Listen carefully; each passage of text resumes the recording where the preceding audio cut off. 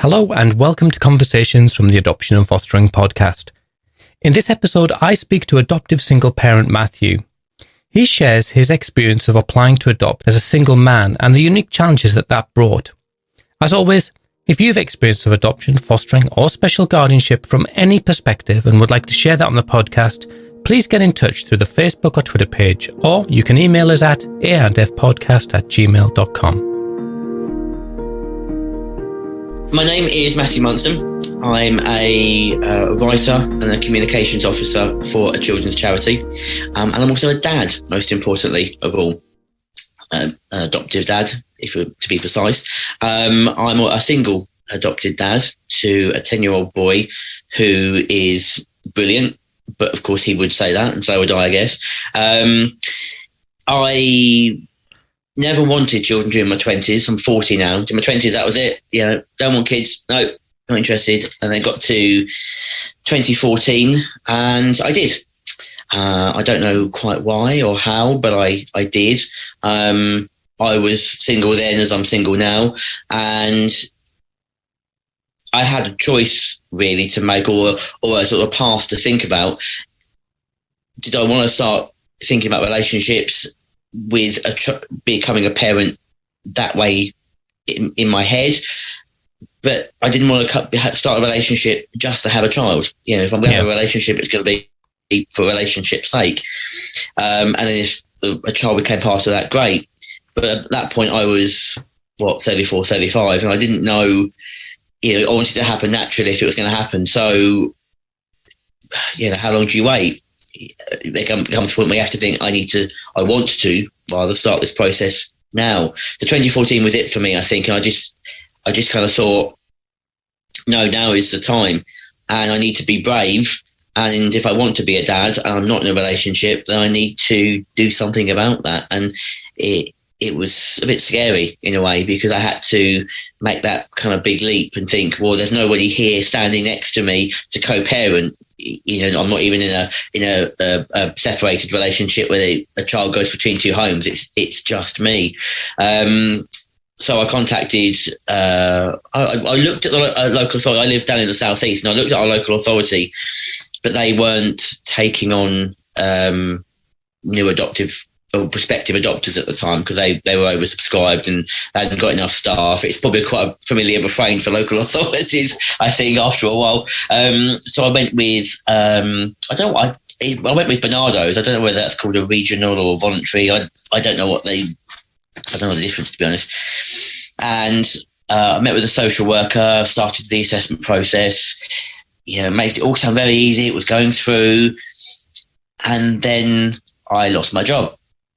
My job came to an end, rather. The contract that I was working on came to an end.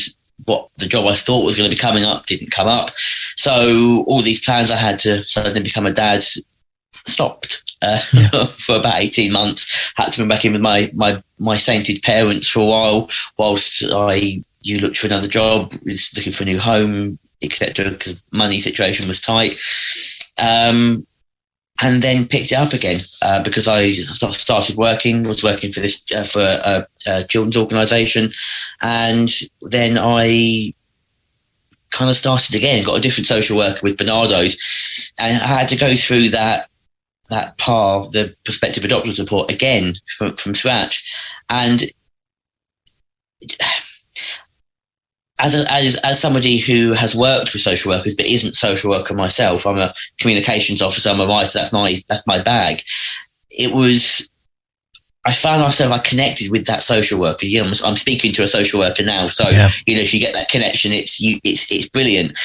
And I found that she got me in a kind of a weird way that was just fantastic, because she was going, well, why did you do that? Well, what about that in your past? And what about this? And how does that work? And well, why did you say that? Not in a negatively challenging way, but in a in a professional way, to try and tease out my style. And in a way, and I think in a way that genuinely that did help me become a better parent.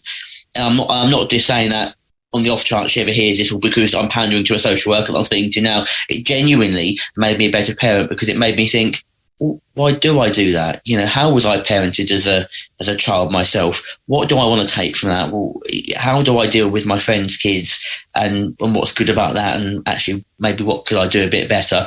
And it was really powerful. And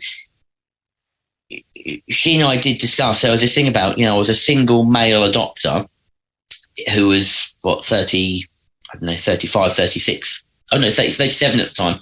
And that was comparatively unusual. Yeah, I guess there are, of course, there were single male parents, but sometimes that's because a relationship is broken up. There were no other in the support groups that I went on. So not the 3-day course that you go on. I can remember that almost everyone there was talking to me, going, "Oh, why? Really?" You can almost see kind of a couple of them kind of almost in their eyes. There was this sense of, "Oh, you poor thing. Oh, you haven't got a partner." Yeah. Well, I'm not becoming a dad because I'm looking for a partner. I'm looking to become a dad so I can parent a child. It's two different things. If I go into this to look for a partner, I need help of a different kind. That's not what it's for. Yeah. And there was this confusion, I think, from people of kind of, you're a bloke, you haven't got but be it gay or straight or whatever, you're not what? So that was kind of funny in a way. It hadn't occurred to me till then that people might think that, until my social worker had to sort of have a couple of discussions. I went back to afterwards and I went, a couple of these people were talking about this and seemed surprised that I was doing it by myself. Is that right? Is it surprising? She went, well, it's not common.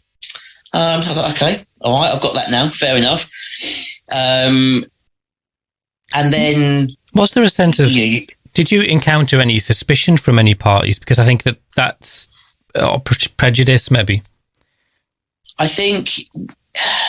Not from Bernardo's, absolutely not. No way. Yeah. There was nothing. So I think the only time it really happened, maybe subtly, maybe it wasn't even, there was something, was when I got matched to my boy, to Brian, and we were starting the planning process to go towards introductions. It slowed down far slower than you would kind of expect for an average match process. What's average, but for averaging, because from one of the managers, particularly from the local authority, there was a sense of, we just need to make sure that Matthew's okay.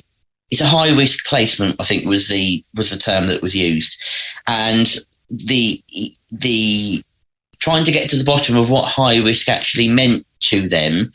Right. I never did. I never actually understood. Was it high risk because I'm the sole wage earner in the household? Yeah. Is it because you're worried about my emotional state? Is it because I'm male and you want to check on my intentions? I never got a straight answer to that to that question. Maybe they didn't know. I don't know. I'm trying to be fair, although at the time I wasn't interested in being fair. I was a bit cross at the time, I think. That's only reasonable. Yeah. It took longer. The panel date was meant to be in January, and we finally got a panel date in March because they wanted to get a couple more assessments done of me and Brian, and wanted to make sure that all was okay and everything was going through. And they wanted to get this part of their adoption process involved after the adoption went through. That didn't happen. I've not heard from them at all since. So whatever this plan was for additional support didn't happen. It didn't occur to me till about a year later. So I thought, I never actually heard back from them. So, it obviously wasn't as high priority to them as maybe they originally thought it was going to be. So it was odd from that point of view. And I think when I heard that they were going to put back the second panel date, the matching panel date, because they wanted to understand more about me and wanted to sort of make sure that match was going to be perfect because it was just me, that I found frustrating. For a brief moment I thought, well, what's wrong with me? I've gone through this process. I've been assessed by professionals. I've been accepted by my son's social worker to be appropriate and acceptable. I know I've got to go through panel to make sure panel are happy with it, and for the ADM, I accept all that. That's fine. What else do you need from me? I'm an open book. Everything about me is in my power. I'll answer any of your questions. Just talk to me. So that felt a frustration, and I think listening to myself now, I think even now I perhaps carry some of that frustration with me that I don't even realise, because I didn't even think about it now. And yeah, that was frustrating. But we finally got there, and I think so Brian was set. This was when he was still 7. He came home 4 days after he turned 8, and so his foster carers, who were fantastic with him and his siblings, had to really think about the messages they gave him about single parents versus 2-parent families. Because he was, at that point, he was in a 2-parent foster family. And before that, when he lived with his birth family, there were 2 adults there. So for him, he'd never experienced a single parent who was new, but especially who was new to parenting. You know, I'd never parented before. I knew other children. I'd cared for other children, but just my friends. I'd stay for sleepovers. I'd babysat and stuff like that. That's different to having a child full time, of course. So they did a lot of work, and actually the foster mum in particular, she knew him inside out. You know, she really got him in the 2 years that she fostered him. And so she gave me a lot of tips. Right, look, come on, this is how he is. This is the sort of person he is. Yeah, think about it. This is what he needs from you as his dad. So that helped me think, okay, my parenting style needs to be like that. Yeah. You know, which kind of aligned with my natural personality anyway, kind of fairly straightforward, fairly open and honest, therapeutic and caring, and empathetic and all the rest of it. But it was useful to have her input on that. And even now, actually, when a couple of times when it's funny, a couple of people who don't know, maybe people who meet us more recently, who don't know that Brian's adopted, just because we've not mentioned it to them, because we hide it. And they said, "Oh, is it just you and your dad, Brian, or is mum at home or whatever?" And he always says, "Oh, I haven't got a mum." I sort of go, "Okay, well, you kind of need to talk about that a little bit." So a couple of times I was to Brian, he's 10, so I'm not patronising him at all. You know, I believe in you know, let's say things how they are in terms of, you know, reproduction and age appropriate, obviously, but still. I was sort of saying, Brian, you do know kind of that process. How did you come into the world? Oh, I was born. I was born, Daddy, like most kids, all kids. Okay, to a woman, yeah, who was your birth mother? Oh yeah, but I haven't got a mum anymore. Okay, something to work on. That's okay. It's an ongoing process. Yeah. He's right. You know, I'm the single parent. I have sole legal rights, parental rights, everything like that. It's just me. But there's still that kind of connection there, isn't there? There's still that kind of history there. So we have to kind of think about that and have those conversations, because he's very comfortable saying, "Oh yeah, I've got a dad. I've just got a dad. That's my dad over there. You know, that's him.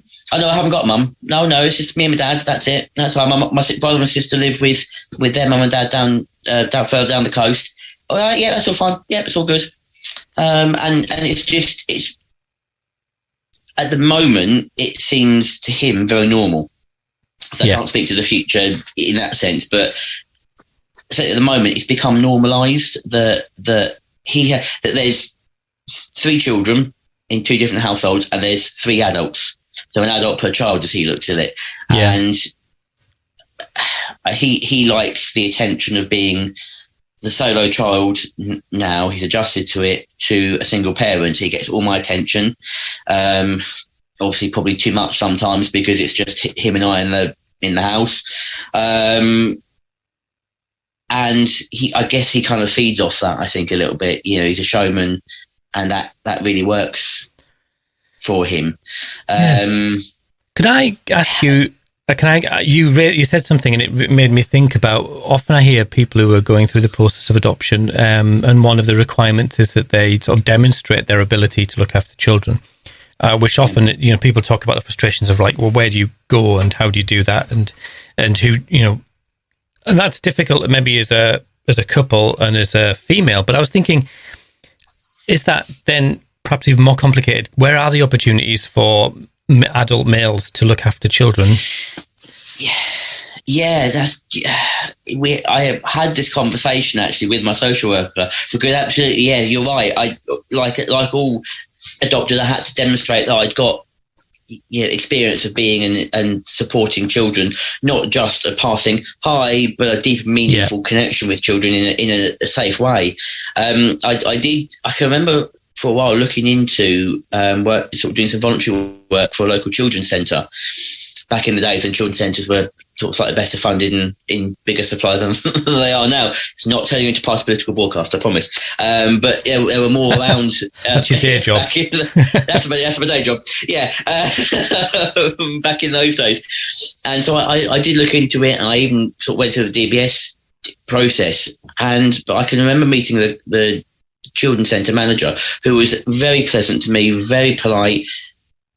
But you could see the conversation was going on for quite a while between her and I, because she was really trying to get into understanding, what, really? Why do you want to do this? And I was very open about it. I said, look, I'm not just doing it because I'm just fancy helping out. I have got an ulterior motive. This is what I want to do with my family life and how I want to progress it forward. And she went, really? You want to do that by yourself? And there was nothing to it. There was no malice behind it or anything like that. She was just surprised, and it kind of didn't go anywhere in the end, because probably from both of us, I kind of thought, well, I sort of felt a bit awkward after a while, because I was like, well, I don't know what else to say. I want to be a dad and I want to get some more experience. I'd like to do it here, please, because this seems like a really nice place. You seem maybe a bit confused. Maybe she was, but maybe she could have got over it if I'd have vocalised a bit more, if I'd spent some time there. It kind of just petered out, to be honest. Now, I was very fortunate that a couple of friends of mine had two children who they'd, funny enough, adopted a few years before, so they'd been through that process as well. So I'd seen it from the outside of their relationship, and as they went through it with their kids, and I'm very fond of their kids, very close to them. So I looked after them quite a bit. I helped out where I could. So I think we kind of used that as my experience. But nothing prepares you for that moment where, for me, my son appeared at about 4:30 on a Saturday afternoon after they'd been travelling for like 6 or 7 hours down the country to get to me with his foster parents. And, so they go, and you've got these suitcases and this little kid staring at you in the hallway of your home, and you think, all right, this is it then. Okay. Yeah. You can just feel this sense of, I don't quite know what to do, despite all the training, despite the brilliant and genuinely brilliant support I'd had. I thought, right, okay, what should I do? Okay, it's 4:30. Right, let's feed him. Let's get some dinner down him, and then we'll see what happens. Okay, he looks tired. I think we should probably put him to bed now. Okay, right. Okay, I think that's about right. And you just I was just like, right, okay. And then I remember he went to bed, and thankfully he fell asleep. And I rang my mum, and I just went, what's next? Wait for him to wake up. Okay, you know what I mean? It was so tough, but it was just, I had no grand strategic plan for it. I was just like, well, what do I do now? And it was just, okay, right, today's Saturday, tomorrow's Sunday. I'm on adoption leave now for 8 months. Okay, let's just get this done. Brian had 2 weeks off he had a month off from school because it was around the Easter holiday time. So he came down in the last 2 weeks of the Easter term, had 2 weeks holiday, and then he started his new school. And I guess I look back and I think actually he had the bigger change, because he travelled quite a distance. Yeah. He didn't know anybody in the area apart from me, who he'd met a couple of dozen times maybe over the course of the last few months with introductions, etc. it was this big change for him. He didn't even have two parents or two care figures anymore. He had one. And I think that was a kind of a big change for him. And I think there's always that stage at the start where the social workers always say, right, first few weeks, just you and him, nobody else, just keep it small, keep it simple. And I did. But because it was just him and I think very quickly I felt that there was perhaps a need for him to start putting down roots with his other what would hopefully become his close support network in terms of family and people that he'd know for a long term. So probably a little bit sooner than maybe was recommended, not day 2 or anything, but, within the first few weeks, we sort of bumped into his grandparents, my parents, bumped into a couple of good friends, and walked past his school a few times. Actually managed to arrange that he went into school for a couple of short sessions just to meet some of his friends at school who would become his friends. Yeah. So I think actually, I think that was right. I think that was the right thing for me to do. Looking back, of course, I would say that because I did it, but he was looking to put down roots. I could see in his eyes that he needed that stability that I could give him, but he needed more than just me. He needed that community, that village to raise a child. And I think he was looking for that. He spent 2 years in foster care that he knew wouldn't be forever. He was looking for roots. And I just found myself thinking, well, what would I want if I was a kid? I'd want those roots. I want to meet the people who are going to become those roots. So I think it's really interesting because that you've articulated really well this sort of the sense of everyone's busy, and then one day there's a little boy in your house with a suitcase. And it was interesting. I was chatting to a couple I know that have just adopted, and they express exactly the same in relation to this idea of isolation. And I said, how did the isolation go? And they sort of pulled slightly awkward faces and went, well, it wasn't as isolated as perhaps people had wanted, and it worked out okay. Yeah, absolutely. And I completely agree with that. That principle of it should just be you and your child, nobody else for that time. It didn't quite work for us. It just, I could see what he was looking for because I was looking for it as well. As we record this, I've been a dad for 2 years, 9 months. I'm still looking for it. I'm still looking for my tribe as well as, as well as he is. We're still continuing to look and grow it, I guess. And I think as a single parent, I needed to make sure that I was grounded and that he was grounded in his community. And so I look back and literally almost a year to the day that he came home, lockdown 1 started here in England, and so then I had that first year with kind of all the firsts, first Easter at home, first summer holidays at home, first Christmas at home. We got over all those hurdles, if you want to look at it like that we got through all that, the anxieties that come with it, the breaking up of routines and the change of routines and going back to routines. We got through all of those things, and then literally almost to the nose on that first year anniversary, we went into lockdown, and suddenly all that carefully crafted routine went out the window because built. That's just a bit of stability. And I followed the advice from people who knew better than me, like from social workers and other parents. I built that first Christmas as a magical Christmas. I built, some holidays and Easters, and we got childcare in place. Or it was, so he knew for that second year, looking forward, what to expect. He knew what some holidays would look like. He knew what Christmas would look like. And now suddenly he didn't again, because it was something, and this time I didn't have the answers. Whereas in year 1 I did, because I knew kind of with a vague sense of hopefully planning, I knew what it would look like. But now I suddenly didn't, and I was anxious and worried as much as he was anxious and worried. Probably not quite as much because he was 9, and so suddenly we had to go through it all again. And kind of now we're in this kind of third year of, we kind of haven't really had any for a while, and let's hope it stays that way. that actually he's now remembering that first year that he was down when he was 8 going into 9. And suddenly he now thinks, the other day he was saying to me, I remember this, Daddy, from my first year, from the first time we did this and did that. And, he does pick up those things. So hopefully now that kind of intervening year can hopefully be consigned to the dustbin slightly. And now we get back into the familiar and the routine a little bit more. I don't know. It's a complicated one, but it made me appreciate how important support is for him and me.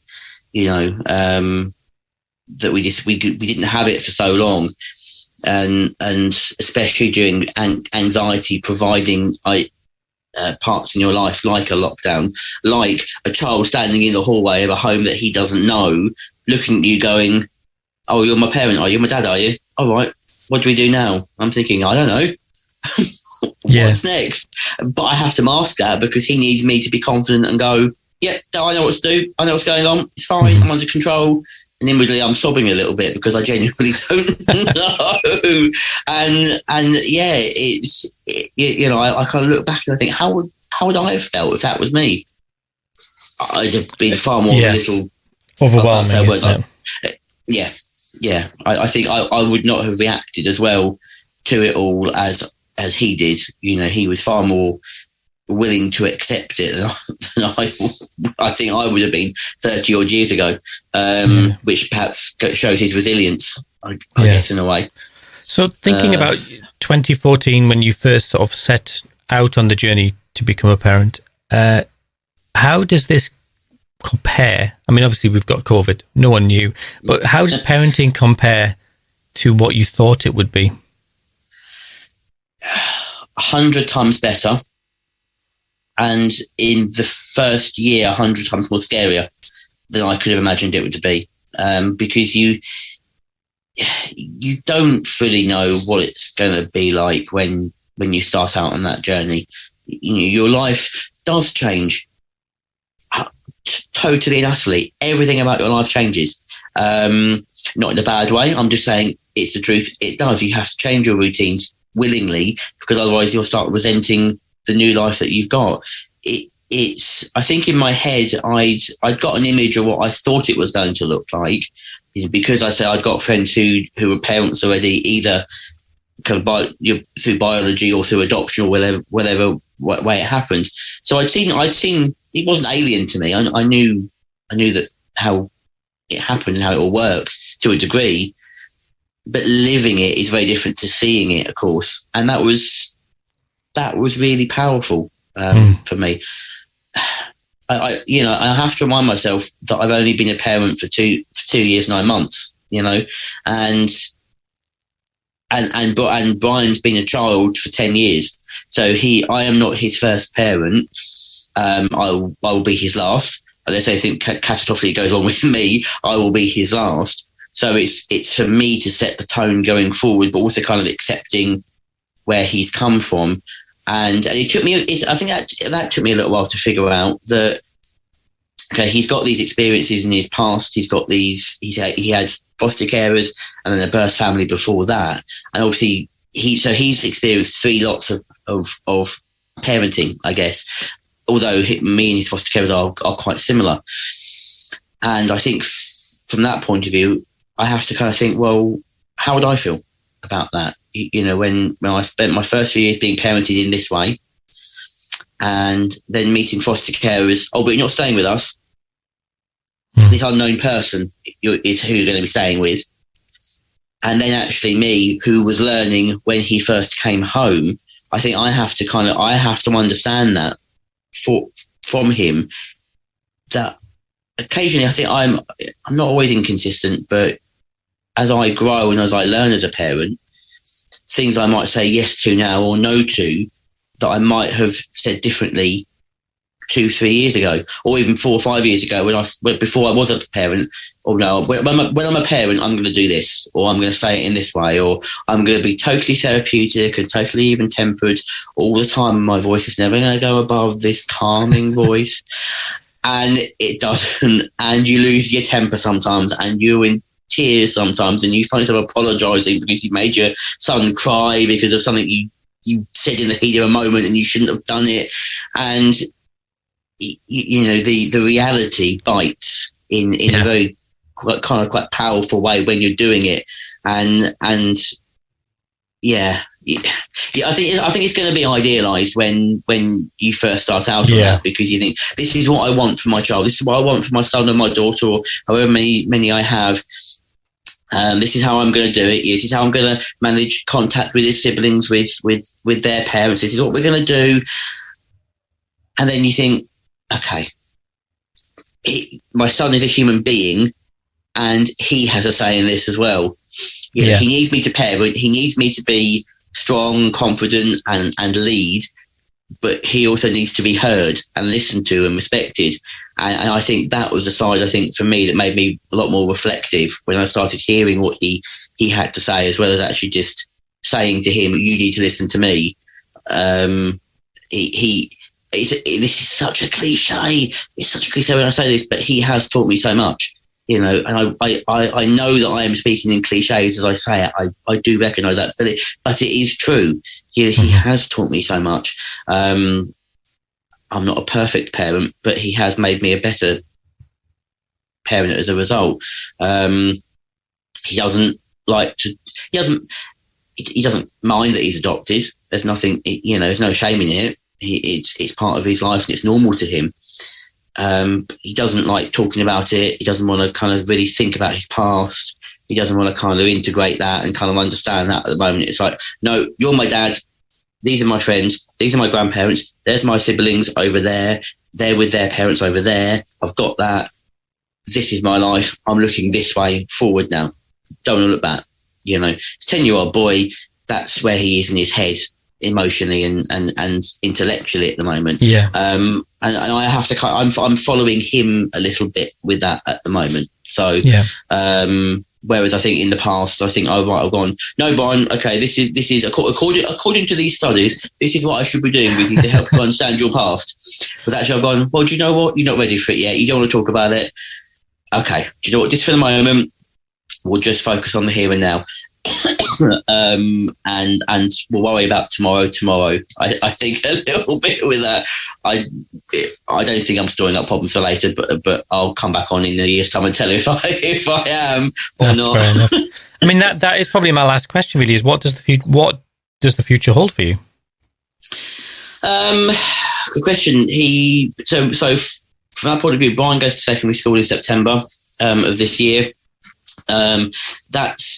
That's the biggest change, I guess, coming up, and also kind of the increased independence that comes with that, you know, and me having to back off a little bit from standing physically by his side as he walks to school every day or walks into the school gates, and exploring what freedom means to him and exploring what independence means to him and reliability and trust and all those things. So I guess we've kind of come through the first 3 years of getting to know each other, getting a routine going, and now it's helping him fly a little bit, I think, in a way. And I've got to learn how to do that as well. I've got to teach myself how to do that effectively, I think. Because that's interesting you say that, because I reflect often that people who parent older children through adoption, often their experience of parenting children is reduced significantly because of just the natural time. You know, I was saying before, my daughter was 6, and you felt like, oh my goodness, now she's 16. It was like, click your fingers. And yes, you're absolutely right. I struggled to be. I first met Brian when he was with his foster carers when he was 7, and he came home 4 days after his 8th birthday, and now he's 10. He's going to be 11 in 2 months, and in 9 months he's going to secondary school. What the hell? What is going on? You know, I feel like we've packed quite a lot into the last 2 years. You know, he's embraced me in a wonderful way. I've embraced him, and I would love to have known him earlier. I would have done. I'd be lying if I said I didn't. I would love to have had him from birth. Of course I would. I'd be an absolute liar if I said that wasn't true. I do sometimes feel sad that I haven't got longer. Excuse me. Well, of those childhood years with him, because I would like to have seen more of that. I try and mitigate that with I'm excited for the teenage years that are coming ahead, I guess. I'm nervous about the teenage years, of course, but I'm excited about them as well. And I try and keep hold of the excitement more than the slight sense of sadness I've got that I didn't have longer of that sense of wonder that children have. Yeah. Doesn't always work. I'm human, like everyone else. I'm great at saying these things. It's doesn't always work. Yeah. No, I think it's reasonable, isn't it, that we have all of this stuff going on. It's not. There's no blame apportioned to our children at all. It's just the nature of all this. Sort of the nature of this model of parenting is that there's gaps. Yeah. It's Brian is who he is. He is my son, and it really surprised me. I think I wasn't sure how quick that bond between us would form. The love. When does love? I do apologise. When does love become something that is felt rather than just a thing you say just to kind of bring you closer together? And it really surprised me how quick that happened. That genuine love, and I've got nothing to compare it to because I don't have birth children. I've only been a parent once, but I genuinely feel that the love I have for him is as deep as if he'd been my birth son. That I don't see. There's no difference. It's I love my son, and I'm not ashamed to say it. And that's where I am with it. I'm proud to be a dad. I'm proud to be an adopt. I'm a dad. Yes, I came to it by adoption. It's his story. Is his story. He'll come up against it as he grows up, as he becomes an adult himself. If he becomes a parent himself, he will come up against those memories of his past. Of course he will. That's inevitable. He's just this brilliant human being, and it is fascinating to watch a child grow and develop, and yeah, I could go on about that all day, but yeah, it is fascinating watching this 10-year-old child become on the cusp of something that is bigger than just him, and he doesn't realise it yet. He doesn't realise this journey that he's got before him. None of us do when we're 10 years old. And he does have, I hope, opportunities because of the adoption side. Like, for instance, in here where we live, there's one of the rules that we've got when we go to secondary school is that children who are currently in care or have been in care in the past get first priority on any secondary school they choose to go to, which is great, which is fantastic. So we can be pretty, I don't want to say absolutely confident, we can be pretty confident that the first choice of school that we put down for him will be the school that he gets to go to. And it's wonderfully therapeutic, it's pastoral, it's got a brilliant education philosophy, it's absolutely right for his personality. And it's great that we can say, do you know what? That's a school we can pretty much be sure he's going to go to. That's a privilege. That's a privilege that we can acknowledge his adoptive status and his history, and in that sense put it to a good use, because it then supports his personal development and his academic development, and he gets more help than just me, which is what he needs. So yeah, sorry, I whisked on for ages on that one, but yeah, I agree with you completely. Yeah. Matthew, thank you so much for your time, and really appreciate you sort of sharing your story and your son's story, and I wish you well in the future. Thank you. It's been a pleasure. Thank you so much.